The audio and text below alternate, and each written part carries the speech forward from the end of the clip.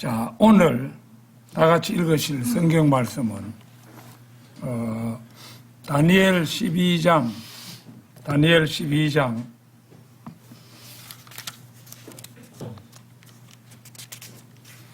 1절에서 4절까지 말씀입니다.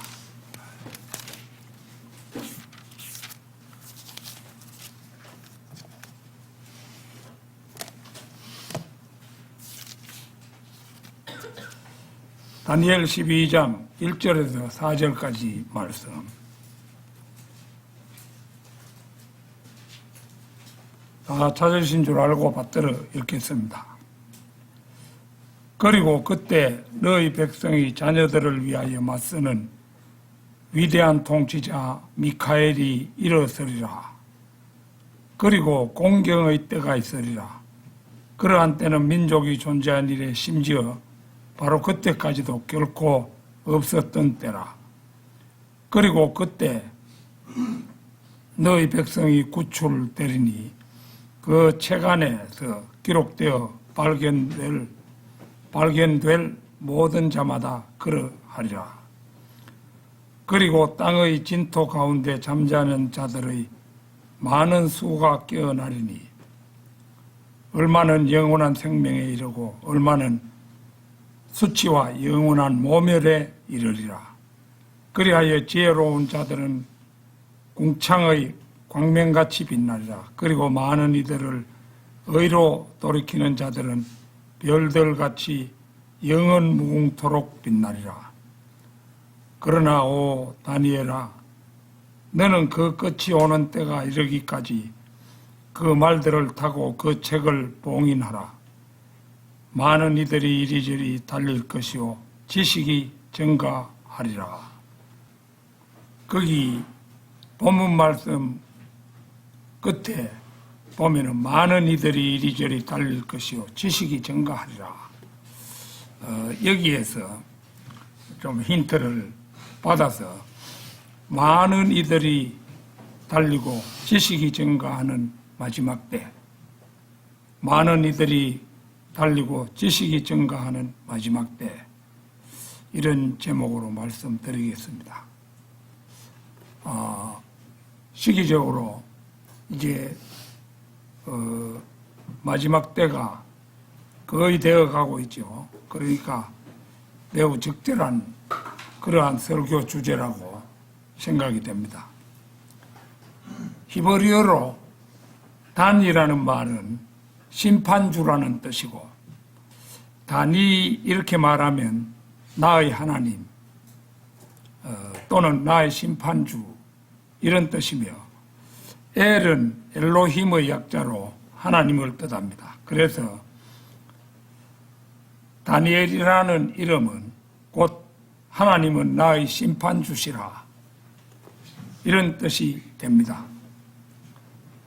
신약이 끝나는 시점으로부터 그리스도의 재림까지에 걸쳐 일어나게 될 미래의 일들을 기술하고 있는 책이 요한계시록이라면, 구약이 끝나는 시점에서 신약이 시작되는 시점까지 역사 기간 동안에 일어나게 될 미래의 일들을 기술하고 있는 책이 바로 다니엘서입니다.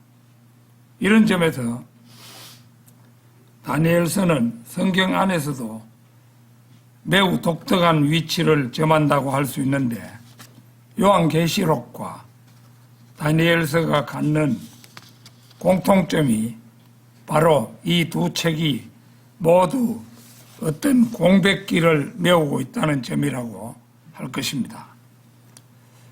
그러기에 말라기에서 마태복음까지의 모든 역사적 정보를 입수하려면 이 기간의 공백을 빈틈없이 메우고 있는 다니엘서에 우리는 의존할 수밖에 없습니다. 물론 다니엘서는 구약이 끝나는 말라기에서 신약이 시작되는 마태복음 사이의 공백기를 메우는 역사적 사실들 뿐 아니라 교회 시대를 건너뛰어 대환란과 재림의 일들까지 멀리 내다보는 예언들이 담겨 있기 때문에 우리는 이 책을 읽으면서 우리의 시야를 과거뿐만 아니라 미래까지 폭넓게 행할 수 있지 않으면 아니 되는데, 실은 이 점이 다니엘서에 담긴 예언들을 정확히 이해하는 데 매우 중요한 요건이 됩니다. 다니엘서는 BC 607년에서 534년 사이 약 73년간에 걸쳐 일어난 사건들을 기록하고 있습니다. 이 책에 기록되어 전하고 있는 사건들의 시간적 범위를 우리가 이처럼 정확하게 추정할 수 있는 까닭은 다니엘이 바빌론의 네부카드네자르 왕에게 포로로 잡혀가 있는 동안에 그동안의 일들이 이 책에 기록되어 있다는 사실을 우리가 분명히 알고 있기 때문입니다. 그때 당시에 73년간이 끝나고 나서 많은 사람들이 돌아왔습니다만은 다니엘은 거기서 끝내 돌아오지 않았습니다. 다니엘서는 원래 히브리 성경 가운데서 나흐빔 곧 선지서들에 포함되어 있지 않고 그와는 반대로 게투빔 곧 성문서들 가운데 속해 있습니다. 그 이유에 대해서는 여러 가지 설이 있고 특히 유대인들 사이에서는 여러 가지 방식으로 그 이유를 설명하고 있지만 아마도 다니엘이 이방인들 가운데서 생애의 대부분을 보냈을 뿐만 아니라 그가 또 유달리 이방인들에 관해서 주로 이야기하고 있는지라 유대인들로서는 그런 다니엘이 선지자의 반열에 끼는 것을 못마땅하게 여겼던 게 아닌가 하고 추정할 뿐입니다. 또한 이 책의 일부는 아람어로 기록되어 있습니다. 아람어라는 것은 시리아의 고대 언어인데요. 구약은 대체로 히브리어로 기록되었지만 창세기의 일부 역시 아람어로 기록되었음을 우리는 알고 있습니다. 아람어는 히브리어에서 파생된 일종의 지방 사투리에 해당합니다. 전체적으로 볼 때 성경은 두 가지 언어, 즉 구약은 히브리어로 신약은 헬라어로 기록되었지만 창세기의 일부처럼 다니엘서의 일부도 시리아어로 기록되었습니다. 다니엘서 2장 4절에서 그때 칼데아인들이 왕에게 아람어로 말하기를 이런 기절이 나오는 것으로 보아서 여기서부터 7장 28절까지는 7장 28절이 7장 끝입니다. 아람어로 기록된 것입니다. 그리고 이스라엘의 미래에 관한 예언 부분인 8장부터는 다시 히브리어로 기록됩니다. 많은 이들이 달리고 지식이 증가하는 마지막 때, 첫째는 이스라엘 백성을 위하여 일어서는 영적 세계에서 활동하는 위대한 통치자 천사장 미카엘과 그때에 있을 공경의 때입니다. 본문 1절입니다. 그리고 그때 너희 백성의 자녀들을 위하여 맞서는 위대한 통치자 미카엘이 일어서리라. 그리고 공경의 때가 있으리라. 그러한 때에는 민족이 존재한 이래 심지어 바로 그때까지도 결코 없었던 때라. 그리고 그때 너희 백성이 구출되리니 그 책 안에서 기록되어 발견될 모든 자마다 그러하리라. 거기 보면은 그리고 그때 해서 그때라는 말은 다니엘서의 마지막 장인 12장이 바로 앞 11장과 연결되어 이어짐을 보여줍니다. 그때 이거는 이제 11장에서부터 이어진다. 이런 의미입니다. 즉 11장 40절에서 언급되는 종말의 때를 말합니다. 곧 즉 그리스도가 자신의 뜻대로 행하는 대환란 중간 이후의 시점을 가리킵니다. 바로 이때 위대한 통치자 미카엘이 일어서리라고 예고합니다. 다니엘 10장 13절을 찾겠습니다. 다니엘 10장 13절. 그러나 페르시아 왕국의 통치자가 21일 동안 나를 대항하였도다. 그러나 보라, 최고 통치자들 중 하나인 미카엘이 나를 도우러 왔느니라. 그리하여 내가 페르시아의 왕들과 함께 거기에 남아 있었느니라. 여기에 나타난 이야기는 대단히 의아스럽고 놀라운 문제입니다. 여기서 나는 주의 천사인 이제 구약시대의 예수 그리스도에 해당합니다. 성육신하지 않은 예수 그리스도. 페르시아 왕국의 통치자가 나를 가로막았도다. 여기에 도저히 상상하기 어려운 일이 발생하고 있습니다. 일개 왕국의 통치자가 주의 천사요 하나님의 천사이신 예수 그리스도를 가로막았다고 말하고 있지 않습니까? 그것도 21일 동안 가로막았다고 그렇게 서술하고 있습니다. 여러분은 이 문제를 상상이나 할 수 있겠습니까? 그런데 놀라운 것은 미카엘이 주님을 도우러 왔다는 사실입니다. 미카엘이 누굽니까? 바로 천사장 아닙니까?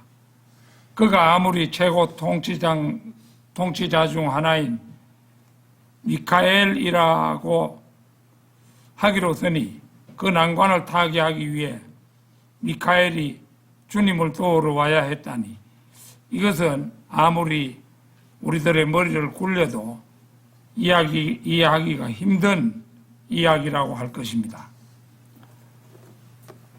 자, 그리고 공경의 때가 있으리라. 그러한 때는 민족이 존재한 이래 심지어 바로 그때까지도 결코 없었던 때라.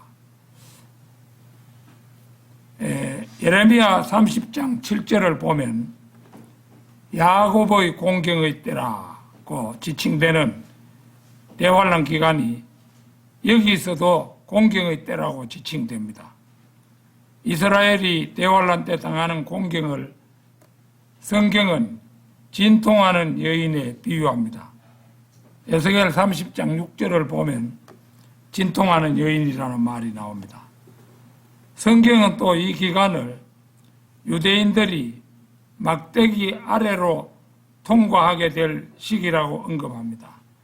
이때의 공경이 얼마나 심각하든지 여기 1절에서 민족이 존재한 이래 심지어 바로 그때까지도 결코 없었던 때라고 서술합니다. 예수 그리스도께서도 마태복음 24장 21절에서 말씀하셨습니다. 자, 마태복음 24장 21절 한번 찾아보겠습니다.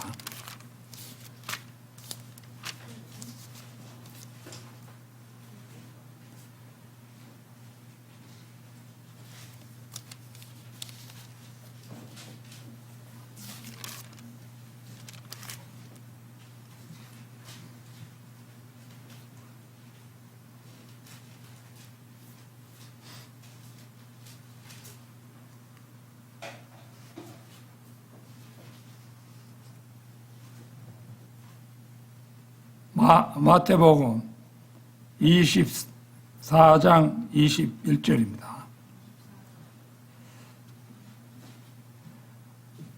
이는 그때 대환란이 있을 것이기 때문이니 세상의 시초 이후로 이때까지 그와 같은 것이 없었으며 없나니 앞으로도 결코 없으리라. 보는 것처럼 대환란이라는 말이 언급됨으로써 이 기간에 대한 논란은 무의미해집니다. 그것은 요한계시록 7장 14절에서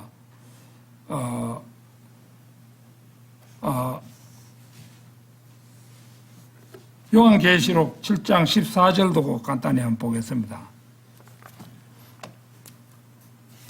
7장 14절입니다.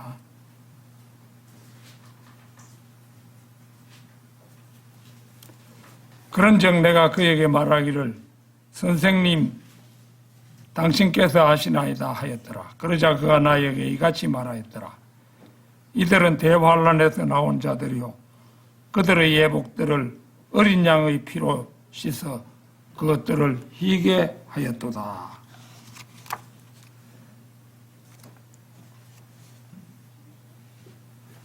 여기도 이제 대환란이 나오죠.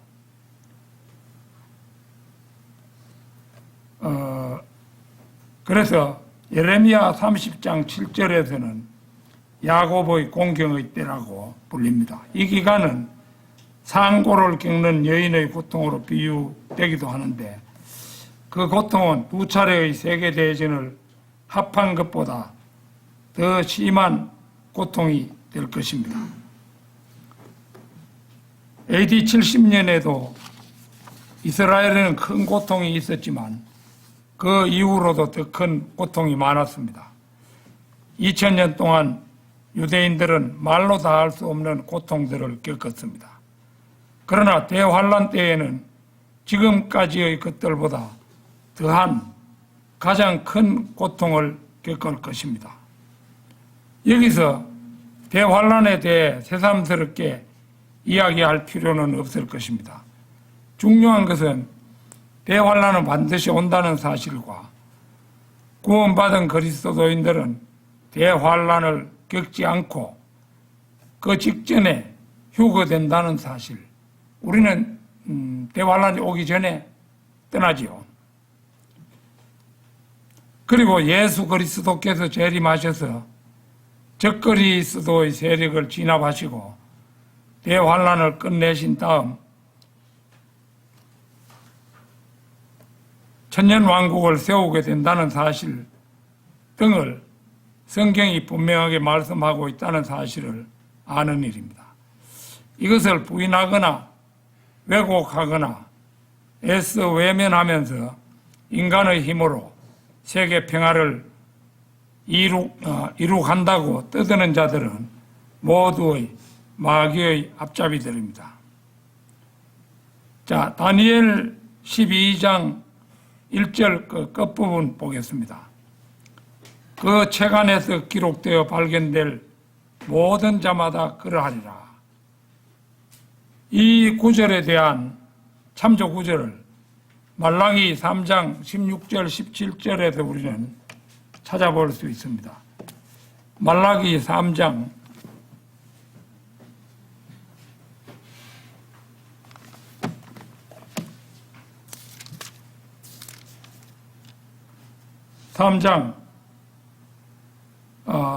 16절 17절입니다.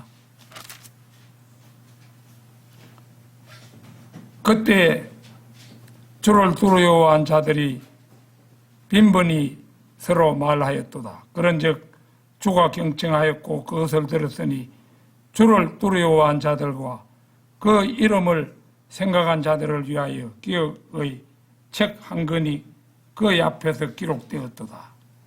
그런즉 내가 나의 보석 장식들을 만드는 그날에 그것은 나의 것이 되리니 만군의 주가 말하노라.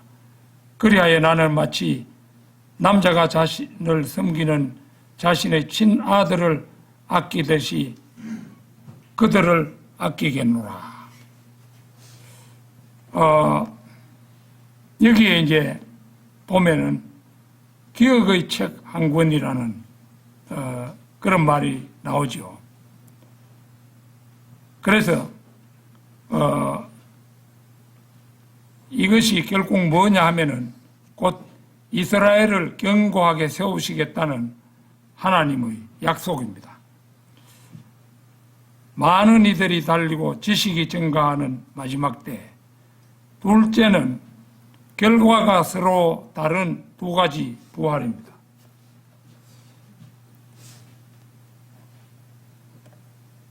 요걸 좀 켰으면 좋겠네. 요거 굉장히 떠오르는데.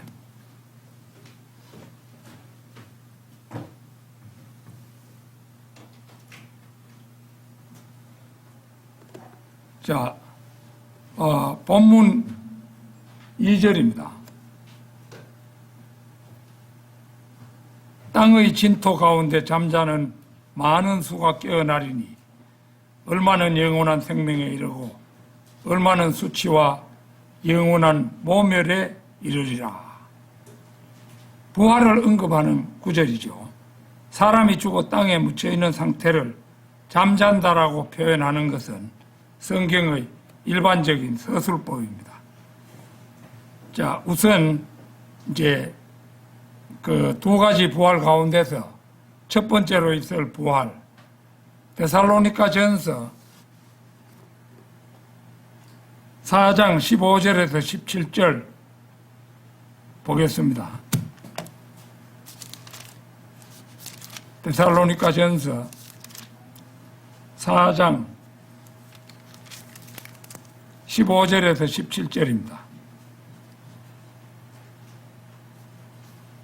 이는 우리가 주의 말씀에 의하여 이것을 너희에게 말하기 때문이니 주의 오심까지 살아있는 우리가 잠들어 있는 자들보다 앞서지 못하리라는 것이라.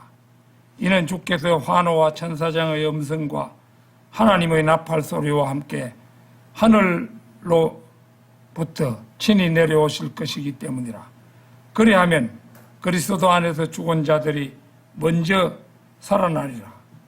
그 다음에 살아서 남아있는 우리도 구름들 속으로 그들과 함께 붙들려 올라가 공중에서 주를 만나리라. 그리하여 우리가 언제나 주와 함께 있으리라.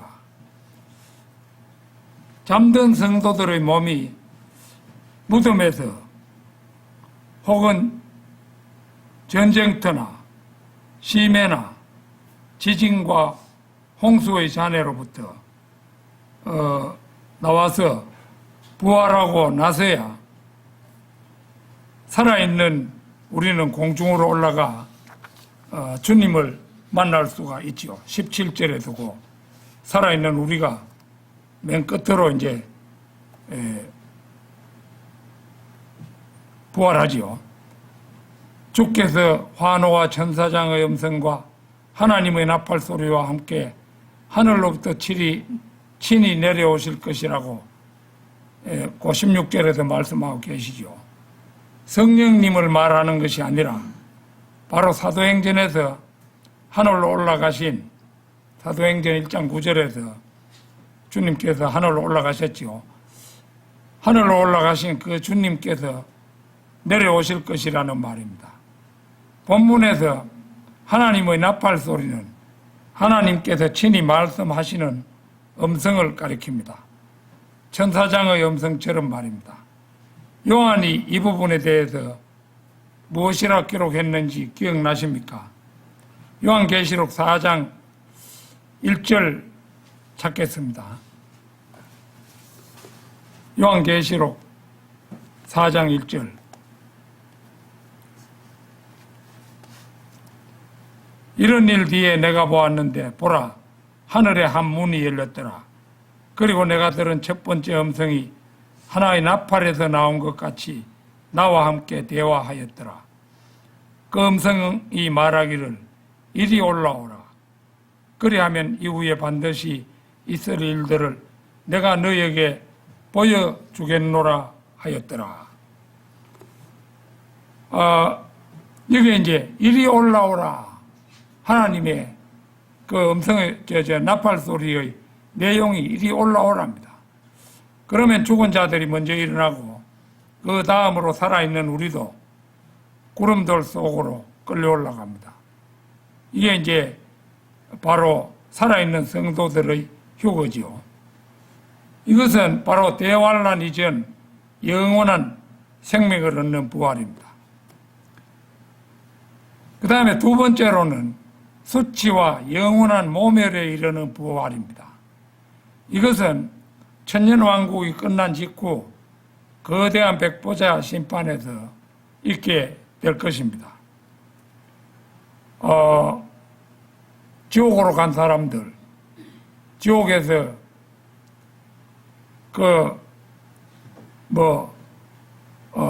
천년왕국 직전에 죽은 사람도 이미 천년이나 고생하고 나왔죠. 그 전에 죽었던 사람들은 천수백 년 이래 이제 고생한 사람도 많겠죠. 그래서 천년왕국이 끝난 직후 거대한 백보자 심판에서 이제 두 번째 부활이 있게 되는데요. 요한계시록 20장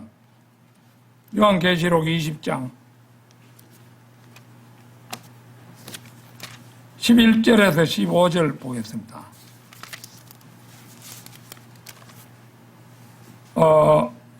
예전에 이 부분을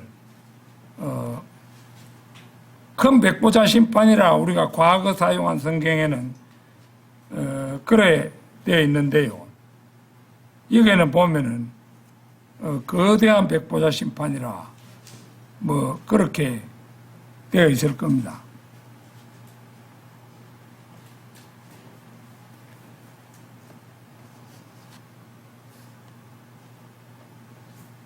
자, 11절부터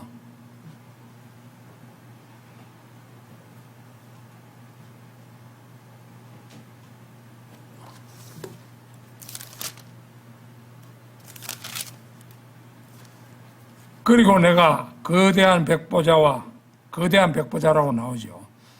그 위에 앉으신 분을 보았는데 그분의 면전에서 땅과 하늘이 달아나 버렸더라.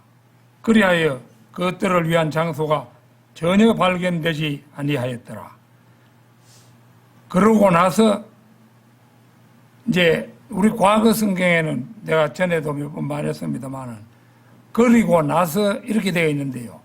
그리고 나서 이 말은 어법상으로 틀립니다. 그런 후에 이런 뜻이기 때문에 그러고 나서 우리 성경이 바르게 되어 있습니다. 그러고 나서 내가 죽은 자들이 작은 자 큰 자 할 것 없이 하나님 앞에 서 있는 것을 보았는데 책들이 펼쳐졌더라. 그리고 또 다른 책들이 펼쳐졌는데 그것은 생명책이라. 그리하여 죽은 자들이 자신들의 행위들에 따라 책들 안에 기록된 그것들대로 심판을 받았더라. 그리고 바다가 그 안에 있던 죽은 자들을 내어주었고 사망과 지옥도 그것들 안에 있던 죽은 자들을 넘겨주었더라. 그러자 그들 각인이 자신들의 행위에 따라 심판을 받았더라. 그리고 사망과 지옥도 불의 호수 속에 던져졌더라. 이것이 둘째 사망이라. 그리고 누구든지 생명책 안에 기록된 것이 발견되지 않은 자는 불의 호수 속에 던져졌더라. 이것이 이제 두 번째 이제 부활하는 사람들인데 결국 이들은 다 이제 영원한 모멸에 이르는 그런 부활 속에서 불의 호수 속으로 던져질 것입니다. 많은 이들이 달리고 지식이 증가하는 마지막 때, 셋째는 궁창의 광명처럼 빛날 지혜로운 자들, 곧 많은 이들을 의로 돌이키는 자들은 별들같이 영원 무궁토록 빛날 것이라는 선언입니다. 본문 3절입니다. 그리하여 지혜로운 자들은 궁창의 광명같이 빛나리라. 그리고 많은 이들을 의로 돌이키는 자들은 별들같이 영원 무궁토록 빛나리라. 이 구절은 문맥상 대환란 구절입니다. 그러나 영적으로는 이 시대에 그대로 적용할 수도 있습니다. 왜냐하면 예수 그리스도께서는 하나님의 의이시기 때문에 우리가 이 시대에 복음을 전파하여 많은 이들을 의로 돌이키는 일을 부지런히 하게 되면 그는 장차 부활하여 별들같이 영원뭉토록 빛나게 될 것이기 때문입니다. 이런 사람들이 바로 지혜로운 자들입니다. 잠언 11장 30절 잠시 찾겠습니다. 잠언 11장 30절.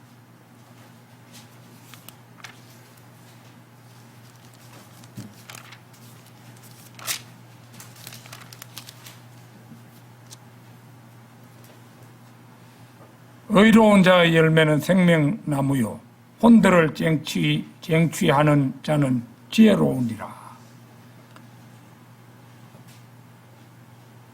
혼들을 쟁취하는 자, 곧 구령하는 그리스도인들이 현명한 사람들인 까닭은 당장 코앞의 것보다는 영원한 세상의 것을 생각하고 그날에 대비하여 장기적 안목으로 가장 효과적인 투자가 무엇인지 아는 사람들이기 때문입니다. 우리 교회 주일 오후에 구령하러 나가죠. 좀 귀찮고 힘들란지 모르지만은 그 앞으로 영광을 마련하기 위해서죠. 구령은 지혜를 써먹는 최상의 방법입니다. 여러분이 하늘나라에 가면 거기서 여러분이 그리스도께로 인도해 놓은 사람들을 만나 그들과 영원히 살게 될 것입니다. 그렇기 때문에 이것은 영원한 투자입니다. 제가 운동하러 하는데 나가면 어느 날 낯선 영감님이 한 분 계시더라고요. 내보다도 젊어 보이는데 내보다 젊은 게 아니고 통성명하고 나이를 물어보니까 83세라 하는 거예요.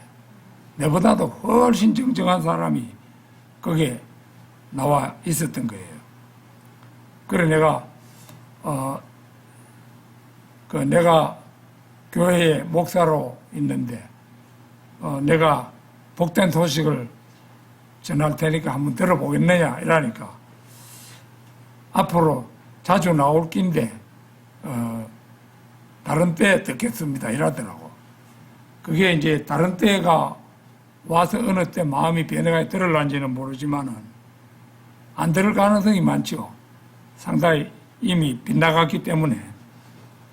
그러나 이제 나는 나중에 듣겠습니다 이렇기 때문에 나중에는 이제 몇 번이고 나는 그 사람한테 권유를 한번 해봐야 되겠죠. 그런데 나보다 5살이나 더 먹었어요. 83세 같으면. 그런데 걸음도 잘 걷고 난 러닝머신 걸을 때 대부분 양쪽 손잡이를 잡고 걸을 때 걷는 시간이 더 많은데 이제 손 다 놓고 걷는 시간은 얼마 안 되고 한쪽 손만 흔들며 걷는 시간도 약간 있고 이런데 양쪽 손을 다 잡고 걷는데 그 영감님은 보니까 두 손 다 넣고 처음부터 끝까지 걷더라고요. 그러니까 몸의 균형이 저보다도 훨씬 잘 잡힌 그런 사람이에요. 그날 만날 자기는 작년에 했었는데 작년에 하고 이제 또 나왔다 이거예요. 그래서 자기가 내가 이제 하는 그 시간에 온다 이거예요. 그래가지고 이제 앞으로 자주 얼굴을 맞대야 되겠죠.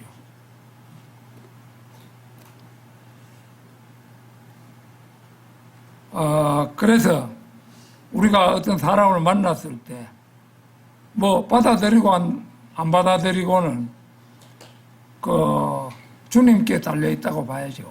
주님께 달려 있습니다. 그러니까 우리는 지치지 말고 그냥 안 들어도 좋으니까 일단 권유해 보는 거죠.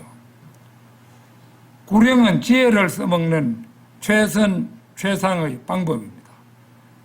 우리가 하늘나라에 가면 거기서 우리가 그리스도께로 인도해 놓은 사람들을 만나서 그분들과 함께 살게 될 것이기 때문에 그것은 영원한 투자가 되는 것이죠. 이것은 영원한 투자로서는 유일한 것입니다. 그 외의 여한 투자도 자신이 떠나면 그것으로 끝나기 때문에 영원할 수가 없습니다. 혼들을 쟁취하는 영원한 투자는 성경의 명령입니다. 우리는 이 지상에서 사는 날까지 이 일에 최선을 다해야 할 것입니다. 그래서 그런 의미에서 우리 교회 성도들도 그 날씨 비만 오지 않는 날이면은 저 거리 설교에 임하지요. 많은 이들이 달리고 지식이 증가하는 마지막 때, 넷째는 다니엘이 말씀을 닫고 봉한 책이 무엇이냐 하는 것입니다. 그러나 오 다니엘아, 너는 그 끝이 오는 때가 이르기까지 그 말들을 닫고 그 책을 봉인하라. 르크만 목사같이 현명하고 킹 제임스 성경을 150독 정도 한 분으로서도 이 말씀에 대해 정확하게 무엇을 말씀하는 것인지 알지 못한다고 토로하는 것을 봤습니다. 대환란 직전에 성도들이 휴거되고 나면 모든 것이 지상에서 하나하나 밝혀지기 시작할 것이지만 그때까지는 오로지 다니엘만이 그 열쇠를 쥐고 있는 셈입니다. 다니엘이 하나님의 명령을 받고 그 책을 봉했기 때문입니다.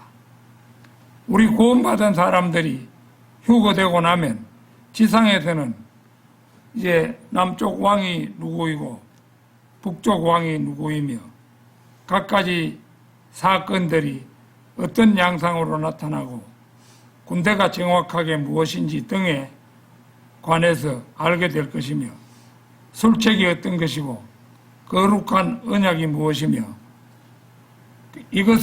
그것을 누가 어떻게 저버리는지를 다 알게 될 것이고, 그러나 지금 우리로서는 이런 것들을 다 알 수는 없습니다. 대환란이 시작되더라도 그리스도인들은 모두 셋째 하늘에 있을 터이므로 지상에서 나타나는 이런 것과는 무관할 것입니다. 우리 손에 성경이 들려져 있다고 해서 성경이 모든 것을 우리에게 밝혀주고 있는 것은 아닙니다. 성경은 교회 시대 사람들만을 위해 기록된 책이 아니기 때문입니다. 성경은 모든 시대 사람들을 위해서 기록된 책입니다. 마태복음 같은 책은 천년왕국 시대 사람들을 위해서 기록된 내용들이 아주 많습니다. 이 구절에서 언급되고 있는 책은 요한계시록 10장에서 언급되는 작은 책인지도 모릅니다. 같이 찾아보겠습니다. 요한계시록 10장 8절에서 11절입니다. 요한계시록 10장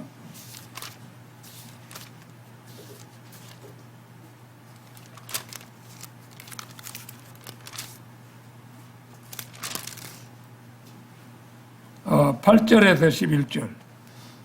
그리고 내가 하늘로부터 나에게 다시 이야기하시는 음성을 들었는데 말하기를 가서 바다 위와 땅 위에 서 있는 그 천사의 손에 펼쳐진 작은 책을 취하라 하였더라. 그리하여 내가 그 천사에게 가서 그에게 말하기를 제게 그 작은 책을 주소서 하였더라.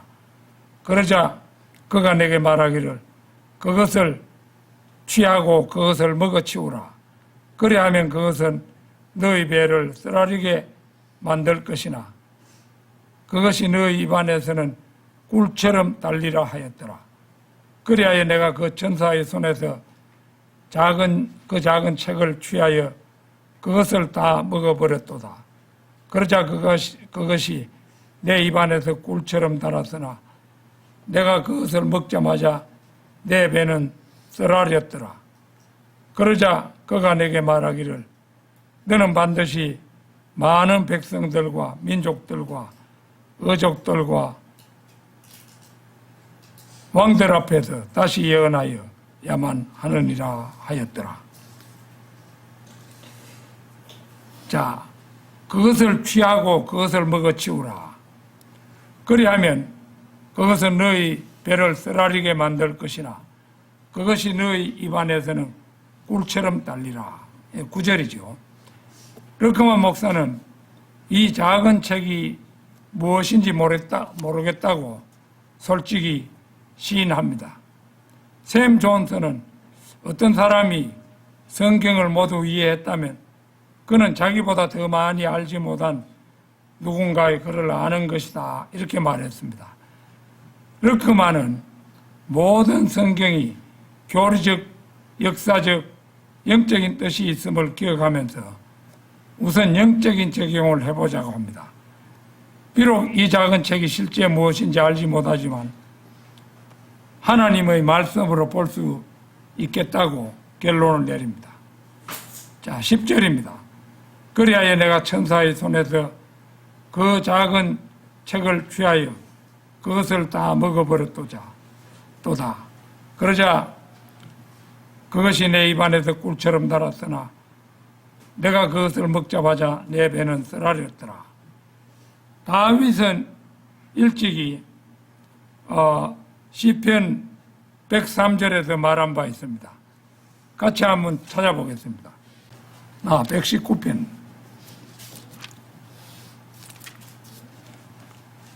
119편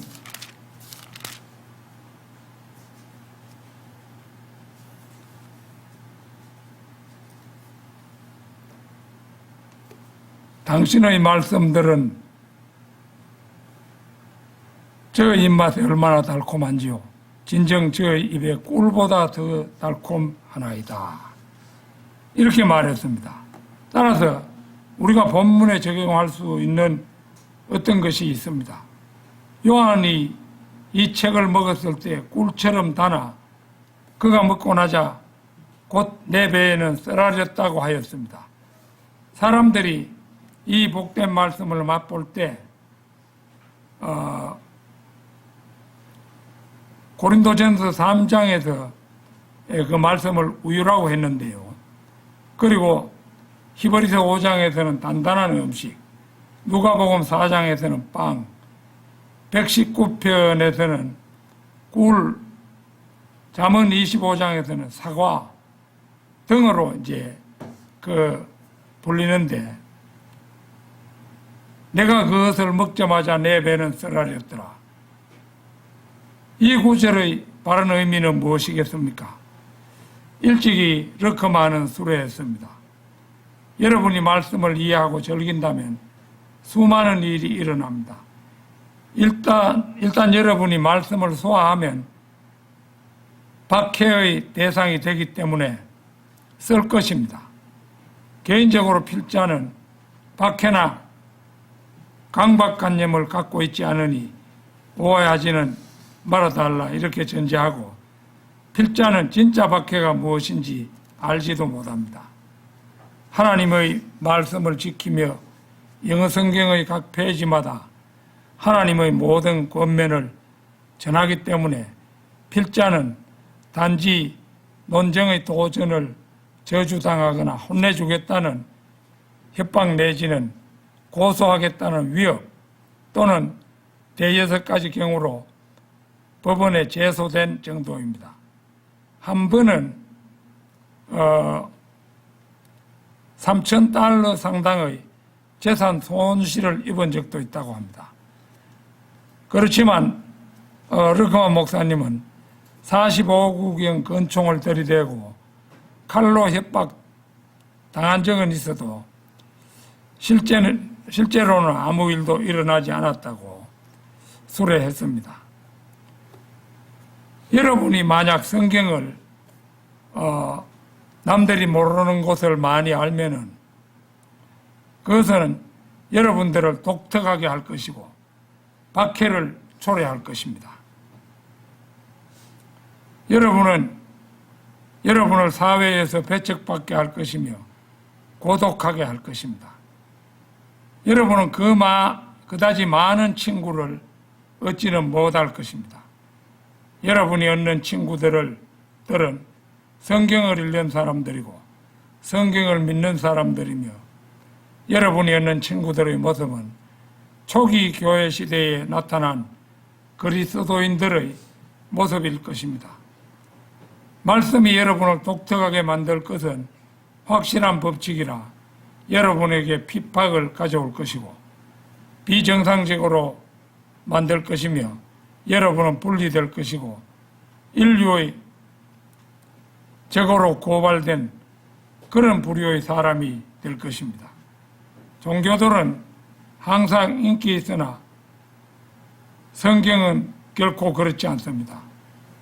종교들은 구박받지 않는 사람들에 대해 관대하고 후원되었으나 성경은 결코 그렇지 않았습니다. 여러분이 요한처럼 이 책을 먹는다면 입에는 달콤하지만 소화될 때는 쓰라리게 할 것입니다. 결론적으로 많은 이들이 이리저리 달릴 것이요. 이 말씀은 지금도 사실입니다. 현대인들이 얼마나 바쁘게 이리저리 쉴 새 없이 달리고 있는지 눈이 희둥거려집니다. 교통수단들이 얼마나 발달했습니까?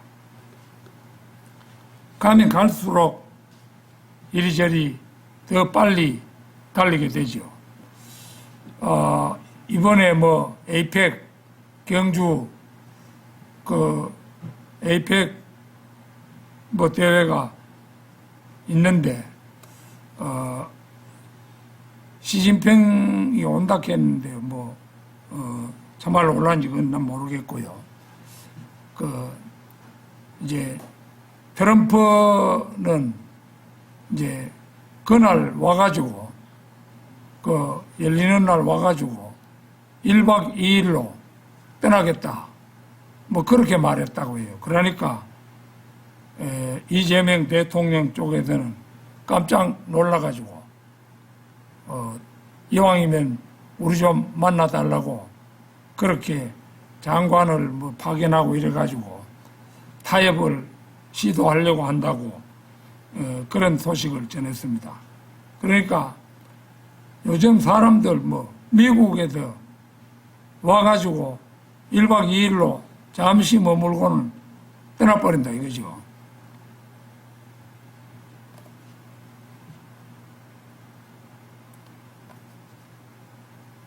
지식이 증가하리라. 이것이야말로 이 시대의 특징이라고 할 수 있죠. 성경 예언들 가운데 21세기인 오늘에 와서 성취된 최대의 예언이 바로 이것입니다. 그러나 현대인의 지식이란 하나님을 아는 지식과는 거리가 멀고 오히려 하나님을 부인하고 거역하는 데 이용되는 지식일 뿐입니다. 디모데전서 6장 20절 보겠습니다. 디모데전서 6장 20절.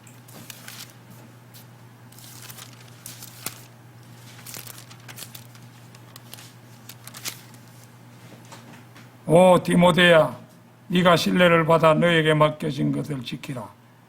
속되고 헛된 말장난들과 과학이라고 거짓되이 불리는 반론들을 피하라.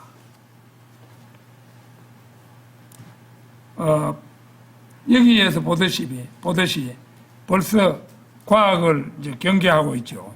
그리스도인은 과학을 경계해야 합니다. 디모데 후서 3장 7절도 보겠습니다. 그들은 항상 배우나 진리의 지식에는 결코 이룰 수 없느니라. 진리의 지식을 통해 아무것도 얻을 수 없음을 단언하고 있습니다. 그러함에도 불구하고 지식은 증가하고 또 증가하며 사람들은 끊일 줄 모르고 증가하는 이 지식들을 듣고 또 배우기를 멈추지 않습니다. 아무쪼록 우리 바이블 빌리버들은 과학과 지식에 대하여 연연해 하지 말고 성경 말씀에 뿌리를 내리는 사람들이 되기를 바람하지 않습니다. 다 같이 기도드리겠습니다.